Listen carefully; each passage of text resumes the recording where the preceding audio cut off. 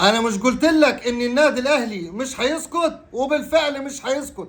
النادي الاهلي قرر خلاص ورسميا اولى الخطوات التصعيديه، وممكن تشوف البيان ده بكره بالكثير ان شاء الله، لو اصر اتحاد الكره على وجود عصام عبد الفتاح. النادي الاهلي سيقدم خسائر كبيره لاتحاد الكره ولجنه المسابقات، وهتبقى في خسائر بالجمله. خلاص. الجزء الثاني رحيل نجمي الفريق عن النادي الاهلي رسميا في انتقالات الصيف. بسم الله والصلاة والسلام على رسول الله. السلام عليكم ورحمة الله وبركاته. لايك وشير وصلي على حبيبك وسيدك وشفيعك سيدنا محمد صلى الله عليه وسلم. على فكرة اللايك هنا إجباري بالحب. عارف ليه؟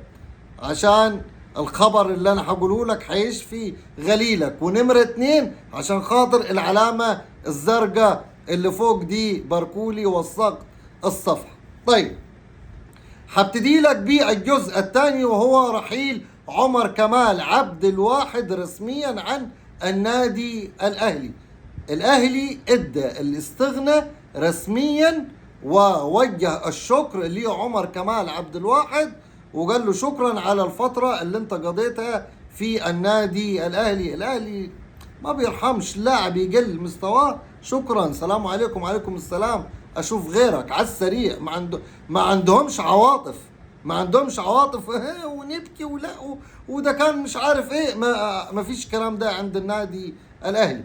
اما النجم الثاني محمد بن رمضان، خلاص أتم الاتفاق رسمي مع نادي الشمال القطري، وخلاص يعني بكرة بالكثير محمد بن رمضان سوف يغادر القاهرة متجها إلى نادي الشمال القطري. زي ما قلت لكم من مدة 20 يوم إن محمد بن رمضان سيرحل عن النادي الأهلي، وبالفعل رحل عن النادي الأهلي لسوء مستواه. مش تذبذب مستواه، ليه سوء مستواه. لا ده انا جايبك بالعمله الصعبه. لا ده انت المفروض تصنعني الفارق. مفيش الكلام ده. شكرا، سلام عليكم. وعليكم السلام. اشوف غيرك بقى في المركز ده وانت الراتب بتاعك كبير. طيب، اما بخصوص قرار النادي الاهلي، طلع علينا الصحفي احمد عبد الباسط، وانا بقول الكلام ده على مسؤوليته عشان هو اللي طلع وصرح الكلام ده.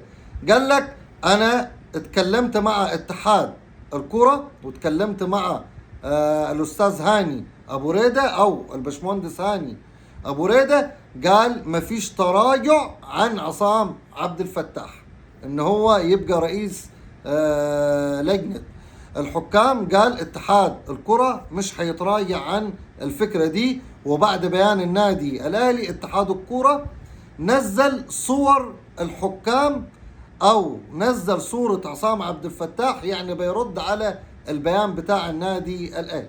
طيب، قال انا ما علمت ان في خطوات تصعيدية كبيرة من النادي الاهلي، وهي الانسحاب من كأس السوبر والانسحاب من كأس مصر. خلي بالك ان النادي الاهلي ينسحب من البطولتين دول اللي بينظمهم الاتحاد المصري، اللي بيعول عليهم الفلوس. خلي بالك السوبر المصري وكأس مصر دول ليهم رعاة تقال، ويعني الرعاة دافعين كتير لاتحاد الكرة، وخصوصا دافعين عشان لمشاركة النادي الاهلي.